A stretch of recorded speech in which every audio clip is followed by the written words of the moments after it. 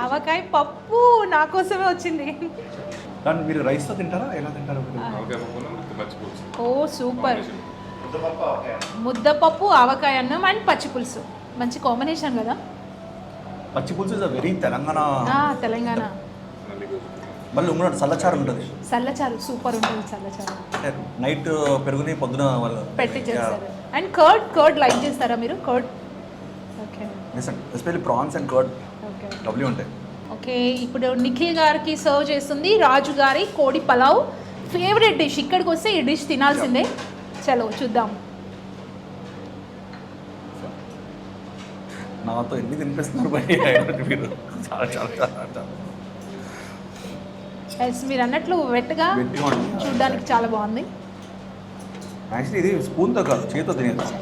Okay, అప్పుడే బిర్యానీ మజా, పొలం మజా వస్తుంది. అబ్బో, ఆవకాయ అన్నం, పచ్చి పులుసు, నెయ్యి. సో మీరు అంతేనా ప్రతి టేబుల్ మీద ఉంటుందా? నెయ్యి టేబుల్ నెయ్యి ఉంటుందా?